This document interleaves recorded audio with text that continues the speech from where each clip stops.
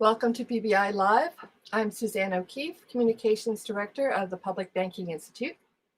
And as JPMorgan Chase and other big banks announce plans to invest billions to address the racial wealth gap, we look at the role private banks have played in creating and perpetuating that gap through discriminatory lending and other practices. Could publicly owned banks be the real solution to a history of harmful private bank practices? Today, Dr. Amara Enyia, founder of the Institute for Cooperative Economics and Economic Innovation and PBI Advisory Board member, talks with Dr. Stacey Sutton, Associate Professor of Urban Planning and Policy at the University of Illinois, Chicago, whose research focuses on economic democracy, equitable development, and racially disparate effects of place-based policy and planning. Welcome to them both. Welcome, Dr. Enyia. Good to be here. And welcome, Dr. Sutton. Thanks. Happy to be here. And I'll turn the conversation over to you. Thank you. Hello, Dr. Sutton. I'm very excited to have this conversation with you today. This is a really important topic that has really been in the spotlight in recent weeks, as we've seen some developments with major financial institutions discovering or acknowledging the racial wealth gap and making some commitments on how they would address it. And so I wanted to definitely talk to you because of your background and expertise in so many issues that are related to community development, economic development, and what it means to actually have a strong economy and the kind of economy that we should have, and how these announcements by these financial institutions factor into that. So I want to give you a chance to just give our viewing audience some insight into your background, some of the work that you're doing, some of the work that you've done on these issues, and then we can launch into the conversation. Great, thank you. Happy to be here.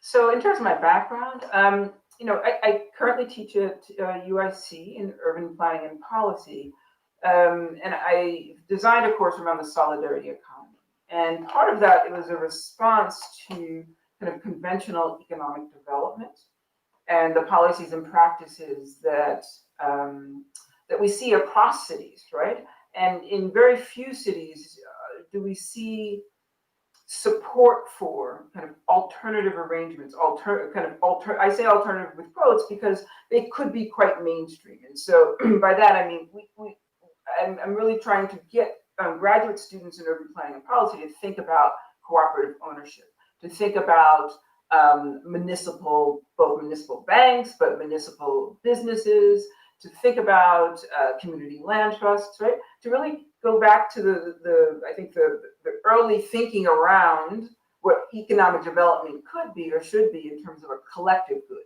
right?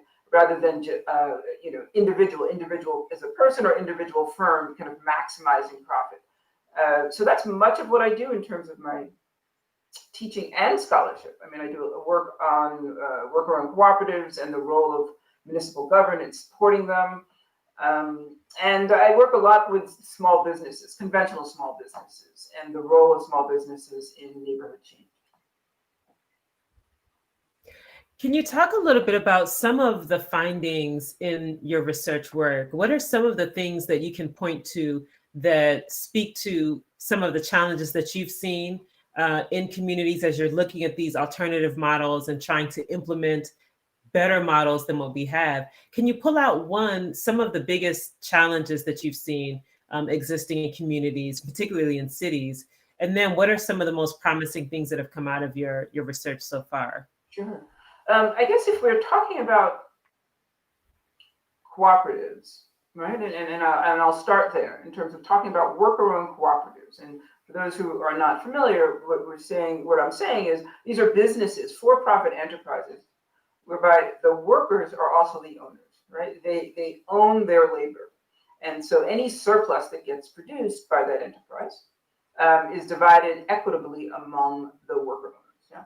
And so for that type of structure, those enterprises typically have the biggest hindrance for them, I think, has been getting access to capital. And that's not the same as just any small business at getting access to capital. The challenge has been, again and again, what I hear is when they go to a private or bank, the banker they want like one or two people to have fiduciary responsibility, right? In terms of who's going to take the risk, how do they think of what is the collateral in terms of this business? But if you have 7, 8 people that are equally owners of this enterprise, it's really challenging. It's not, and the interesting thing is, it's not that it's so challenging. It's just incongruent with the way in which we think about banking in the U.S., right? Because there are models for doing it. There, some banks, that's what they do. They loan to cooperatives. So that's interesting to hear that. And it's not, in many ways, it's not so different than what we hear in terms of neighborhood, Black, Latinx, indigenous businesses, right? They have a difficult time getting access to capital. And part of that has to do with the relationship that they have or don't have with the commercial banks, right? In terms of their ability to get access to a low interest loan to kind of advance their business or to start a business. And so capital is surely a major issue. It's not the only issue, but it definitely is one that comes up regularly. That's really helpful. So one of the things that really made this conversation so timely is, and I'm sure you're familiar with this announcement that was made by JPMorgan Chase, that they would be investing $30 billion over the course of a number of years to address the racial wealth gap, which they have discovered is an issue in this country. So to those who may not be as deeply embedded in the issues, you might see that number, $30 billion, and it might seem like a lot. It might sound like, oh, they're really committed. Oh, that's really going to change some things. But I wanted us to have this conversation to really break down those numbers and really break down and unpack what that could actually mean for communities and whether this is the kind of change that we need, but also better alternatives, and linking this obviously to the work of public banking and why that's a better alternative. But just breaking down that $30 billion.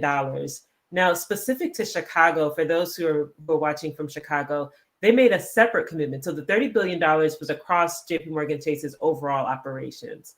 But they also made a specific commitment in Chicago to invest $600 million just in home loans alone.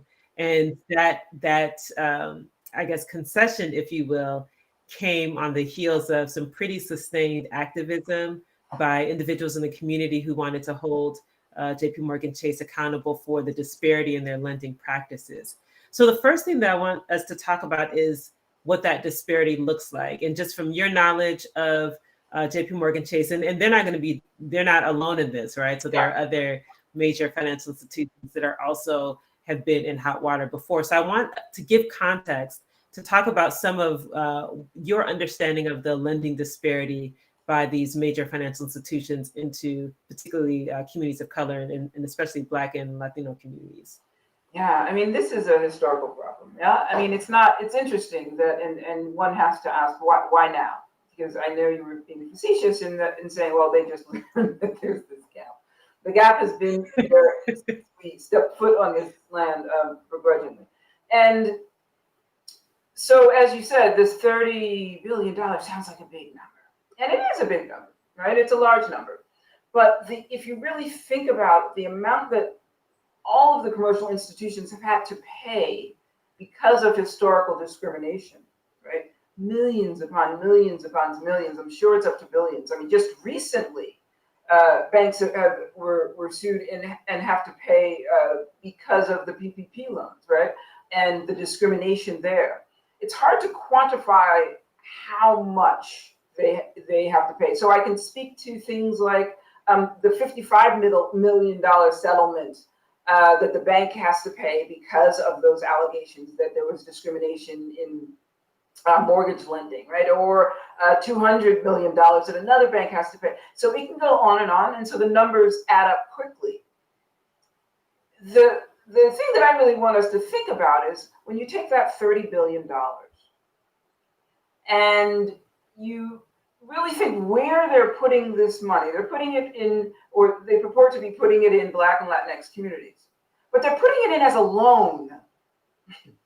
So for each dollar, they will make some money, right? It's not the same as giving people equity, just giving them money, right? So they're making more loans in these neighborhoods, which is fine. That's how we people buy homes through loans, but it's not quite, I'm not as awestruck by that, except to say that because it's been so inequitable historically in terms of access to loans, starting in the 1930s, or I guess we could start earlier, but that's where we often start because that's redlining, right?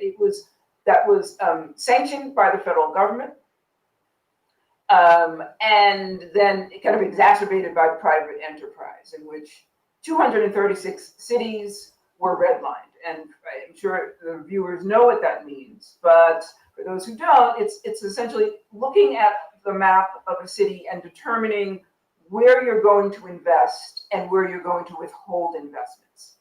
Just so happened that the places in which the financial institutions refuse to lend, and that's refuse to lend for new mortgages, for home renovations, and just other forms of equity, were disproportionately Black neighborhoods and Latinx neighborhoods. And so what that means is there's a whole they put a red line or a red boundary around these areas. So any property or any person within that boundary was unable to get a loan. Conversely, there are areas that were considered good, less risk. They were good areas to invest in. And those neighborhoods were disproportionately white, of different ethnic groups, but white ethnics. And they were able to purchase their homes through reasonable mortgages as opposed to like a contract sale. Obviously, what that means is they're able to build equity in their home and use that equity to do a set of things, whereas in Black and Latinx communities, they're unable to do that, right? And so that's where we often start to talk about where this inequity starts to grow. Yeah, that's a really important point. That's a really important point that you've just laid out for our viewers, the history of redlining in this country. And really just to even put more emphasis on that point is the fact that capital that flows into communities, 60% of it comes through home loans, right? So when we think about all of the different forms of investment into communities, whether it's city investment or state investment or even private sector investment, home loans are actually the majority of the capital that will flow into a community. And so if a community, if individuals are not able to get loans to purchase their homes, there's a severe restriction of capital into those communities. And so in looking at some of these major banks, like a JPMorgan Chase, like a Wells Fargo, in Chicago specifically, we found that there was some research that was done. WBEZ did a great study where they looked at the lending practices of the major financial institutions, and they saw that 68% of all home loans given went to predominantly white communities. Of all of the home loans given, only 8.1% went to Black neighborhoods, and only I think 8.7% went to Latinx communities. If you hone in on a JPMorgan Chase, which I feel kind of bad because they're in the crosshairs for a lot of this conversation.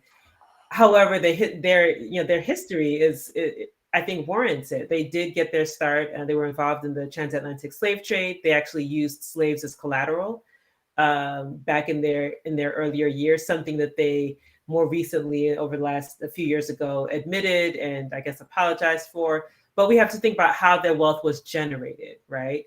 And when the researchers looked at their lending practices, they saw that 80% of the loans that they actually dispersed went to predominantly white communities. And even when you break down, people might say, well, the home prices or the home values in predominantly white communities are higher, and so that warrants the percentage.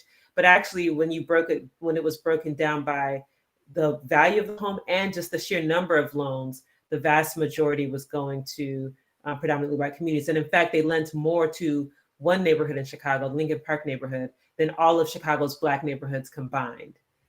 So this is the landscape that we're looking at when we talk about the racial wealth gap, understanding that 60% of the wealth in a community, the capital flowing, comes from home loans, and yet these communities are severely restricted from getting that. And that's actually in 2020 terms, right? Because people do think that redlining is, that it's a historical thing. Right. And I think that's a really important point. I mean, it's also important for those who are not familiar with Chicago to note that, in terms of the racial distribution of the city, it's about 30% white, right? So then that 60 or 80% lending to one near, it's not that they make up 80% of the population in terms of the white population. It's about 30, 30, 30 in terms of white, Black, Latinx. And so, the Black community getting 8% of the loans when they represent 30% of the residents. And I think it would be more accurate if I broke that down in terms of household. I just don't have the number on top of my head. But still, we're talking about a city that has a fairly balanced composition in terms of population, and a hugely, woefully imbalanced distribution in terms of where the investments are going. Exactly. That is excellent context to really understand just how significant the disparity is. And one of the other things that I kind of wanted to do is just thinking about what their commitment would mean. So, for example, the $600 million that they're saying that they want to set aside for home loans in Chicago in particular is over the course of 5 years. Again, they have this larger backdrop of $30 billion. I know some other financial institutions have committed $1 billion here, $1 billion there. Can you talk a little bit about, from your view, what does implementation look like? Like, before we even talk about some of the better alternative that we're focused on in public banking, what does implementation look like for these banks as they seek to address this systemic issue? Is it even possible? Could it work? I don't, and perhaps I might sound cynical, I'm not sure how this will address the issue, right? Because what we saw after the housing crisis was a lot of conversation that the problem was that too many loans were given out, right? The problem was, the burden was put on the consumer. What we saw also is in these kind of reputable financial institutions, there were always arms of those institutions that were giving out this bad debt, right? So if you have that much money you're trying to push out, you probably need some other institutions. And so the question is, who's regulating these institutions and how that money gets disseminated, right? We see the problem currently with the CARES Act. I mean, it's kind of a mess in terms of the PPP, right? And all that money given to big banks. I'm just a little skeptical that they have the infrastructure, quite honestly, or the will to do it well, right? And I think the easiest thing for large institutions in terms of reducing their transaction costs is to put money in one organization and leave it on them. Let them figure it out, right? Let's give the money to this entity that we know and they'll figure it out. Well, the problem with that is surely if you don't have a relationship to that institution, then your community is not going to get those resources. So the question for me is like, how will this bank develop the relationships it needs on the ground with both grassroots organizations, religious institutions, just general homeowners or those who are seeking to be homeowners, such that they can actually transfer that money at the lowest interest rate possible, if I had any say, like zero, and allow that to kind of be more equitable distribution, not just in terms of bodies, but also across the city, meaning the west side and the south side, the areas that have been historically disinvested. Like, what is their logic for doing? Like, how will they manage that and look to ensure that the money's going into kind of what we would say the right places? Part of that has to come from the community. The community has to determine where and what they want, and then perhaps the bank can just fund that. But I haven't heard a strategy, and I don't know if they've articulated it. There's not a clear strategy in terms of how they expect to get this money out. Yeah, that's the devil is always in the details, as the saying goes, and that's one of the things that has been pretty glaring about the announcement is that the implementation. There was a lot of talk of, well, it's going to be difficult and it's going to take some time, but the implementation strategy really hasn't been articulated. And so I think for me, that's a good way of sort of shifting to better alternatives that actually will work in favor of our communities, and why we cannot rely on promises by private banks to do what needs to be done as it relates to catalyzing development and capital flow into our communities. And so the Public Banking Institute has been working for years now on establishing the notion of a public bank as a part of the suite of tools necessary to really create the kind of economy that we need. And so you talked earlier about the work in the solidarity economy, which is absolutely essential. And we know that the challenges from the private financial sector with redlining, discrimination, disparity in lending, and that there has to be a better alternative that actually works in favor of the public. And so the idea of a public bank that actually can step in a way to provide home loans, to provide loans for small businesses, because one of the biggest reasons being that profit is not the motive. So whenever you have a financial institution whose motive is profit, that will always be the bottom line. They will always do things in a way that will ensure profit. And so when we talk about communities that have not had access to capital, a lot of it is because those communities are considered risky. They're risky loans. What's the likelihood of getting the return on investment in Black communities, even though the risk is really a result of systemic racism and discrimination that hasn't allowed those communities to get the kind of access to capital where they can start their own businesses, where they can purchase their own homes, get equity, create generational wealth that can be passed down.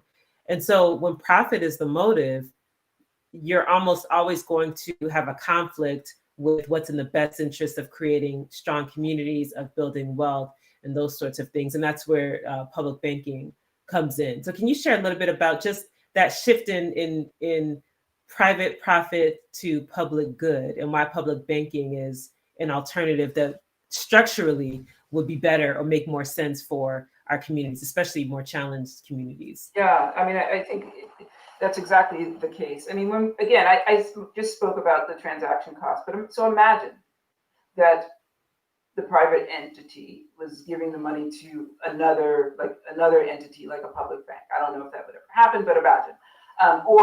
But the way that the public bank works, right? It's getting its revenue from the people, from our taxes, and it's making loans essentially to itself for infrastructure investments, for housing, right? The needs of the people within the municipality, they get access to the loans. But the loan is not driven by profit, as Amara just said. It's driven essentially by the need of the people. So you don't have to charge kind of an exorbitant interest rate on that loan, because that's maximizing profit is taken out of it, right? Just at that basic level, you can see how the benefit of the public bank, right? So what we know, especially about Chicago, is and every city, when you want to build a bridge, when you need to invest in affordable housing, when you want to improve your water system so that you could actually have drinkable, potable water, these are all infrastructure projects, multi-millions, billion-dollar infrastructure projects. Well, what do cities do? They go to the market, they go to Wall Street and ask one of these banks to borrow some money for this. And the banks are sure. I mean, if you have a decent credit rating as a municipality, you can get the money. But they're paying like 40 cents on the dollar for that money. Nowhere else would you have to pay that kind of exorbitant rate. So if you borrowed, $1 billion, you then owe, $1.4 billion. But what could you have done with that extra? That's what I think we have to think about. Our municipalities have been paying into this kind of sinkhole, getting very little, constantly kind of in the courts with these institutions, because although they're learning now this is a wealth gap, they created the gap, so they know it exists. Right. And they pay to play, right? But imagine if we could just take that money rather than paying it in interest and invest it in communities. We would be in a fundamentally different place. I completely agree. I think that what you said is so powerful. Just getting people to imagine differently, to imagine if the money that we're paying as residents, you're paying taxes. I'm sure, taxes are increasing across the board. And the question I always come back to is what are you getting for the taxes that you pay? How are you benefiting from the tax dollars? And when municipalities go to the private market, you're absolutely correct. They have to factor in what they're going to pay just in interest rates alone on major infrastructure projects. Or they get involved in these sort of bad bank deals, which even in this most recent budget cycle, we're going back to the scoop and toss practices of managing our finances. And then we have to borrow money. And sometimes these bad bank deals trigger payments, fines that the city then has to automatically pay. And these are tens of millions of dollars. So when you start to think about how much we're paying just to private financial institutions that are profit driven, then you start to think about what we're not paying for. So our education system, the struggle with getting resources for so many schools in so many communities, just issues with housing access, so many things that we're not able to fund because of the notion that we don't have the resources. But then when you look at where we're spending the money, it's going somewhere. It's just not going to benefit the city. And this is happening in cities around the country. And so this is a moment, I think, where, especially given the pandemic and given the exposure to a lot of these issues that we know have existed for so long, it requires us to be bold in our thinking and to try to address issues at the systems level, as opposed to sort of chipping away at the edges of our problems with reforms that we know won't really move the needle. And I think that's a big part of this conversation around public banking now, is how do we really get more cities to say, okay, to have the kind of economy that will serve all of our residents, we have to start looking at this from the systems level and structural changes that we need to make. Absolutely. And we need the brave few to move on that quickly, right? So the degree to which cities start acting, and the big cities start acting, other cities will follow. This really shouldn't be rocket science. We're constantly complaining that we don't have resources. And there's strategies on the table for actually accruing those resources. And so it's not in the interest of the private sector to move that forward, but it's surely in the interest of everybody else. Yes, that is the key point. I think just getting people to understand that point alone can win over allies. And there are other cities around the country that have moved in this direction, cities and states, actually. So in California, they've had some state level legislation that's passed exploring a public bank. I know in New Jersey, the governor that was elected a couple of years ago made it sort of a centerpiece of his economic plan. Other cities have sort of been moving down this path. So there's a groundswell, I think, that's happening, that the dire economic circumstances that many cities are finding themselves has created this sort of opening where people are more willing to think outside of the usual suite of interventions that they go to when faced with some financial distress. So I think that there's an opening there, but I'm wondering if you have any ideas or thoughts on how, especially because of your background as in academia, but also as an organizer, what it takes to galvanize communities to start to really pay attention to for example, public banking as an alternative, the solidarity economy as an alternative, alternatives that need to be mainstream? I actually think it's, I mean, so, again, and thank you for saying that in terms of being an organizer, I think it's challenging, quite honestly, to kind of because what we need right now is public awareness, right? Whether we're talking about the solidarity economy and worker-owned cooperatives, we're talking about public banks. And when we say solidarity economy, the public banks are part of that, right? As I said, there's a suite of strategies that lead to our the public good, and public banks are one, worker-owned cooperatives are others, community land trusts, there's an array. And when you explain the tool to just a reasonable person, they get it, right? The challenge is it's not part of our popular discourse. So it just sounds like, oh, right away, the response is, well, we can't do that, right? You can't, how does that happen? Now, that's some other political system. That's, use one of the dirty C word or the dirty S word. And it's like, no, you can actually do that within this system, right? I won't say it. You can do that within this system. And so I find that in my research, public awareness is a huge component of it.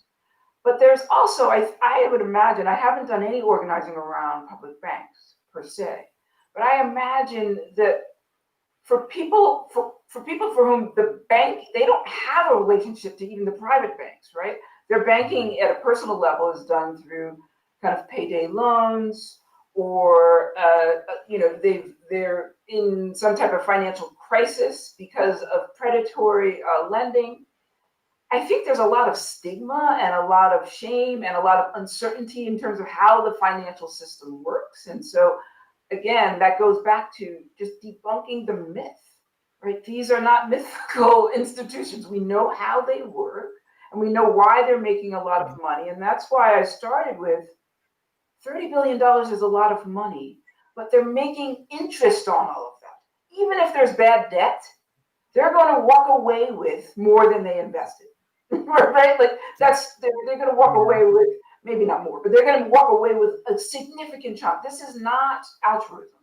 So the degree to which you can explain that to people, so that when bills come before, they need to vote on it and exert their power in the booth and vote for the right, ordinance or vote for the right piece of legislation, that's where it has to start, right? But we also have to build our confidence in our democracy. We have to build in the confidence in our elected officials that will run it correctly. But in terms of the worker-owned cooperatives and the other elements of the solidarity economy, we are seeing a groundswell.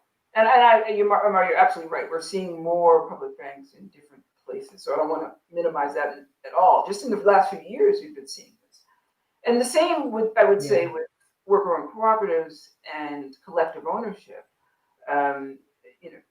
In cities across the country, whether we're talking about Boston, Atlanta, Richmond/Oakland, New York, Chicago, they're passing ordinances or at the state level statutes that are making space for worker ownership, right?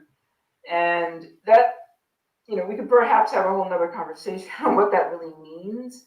But one thing I want to kind of just say to the audience is, when you own your labor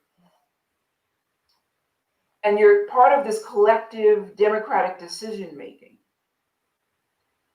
not only are you kind of building your own kind of like civic capacity, but those opportunities become opportunities for some folks that would have no other opportunity. Formerly incarcerated folks that may not be documented, they can be a worker owner as part of a worker cooperative where they may not be hired in a conventional job, right? That too would, imagine employing all of the folks that have been disenfranchised and they're seen as unemployable, right? They would be working. That too would, I think, have an amazing kind of impact on our economy, but on our society. Right? And that's really, I think, the beauty of public banks. It's not just an economic tool, a financial tool. The degree to which we can collectively decide that this is what we want, that becomes a societal shift, right? In terms of understanding our power for good governance, that we came together, we decided this is what we want to do, and we realized, oh, we have the power to make that decision. That's to me blows my mind. Actually. I'll get off. Yeah, no, that's I think that's excellent.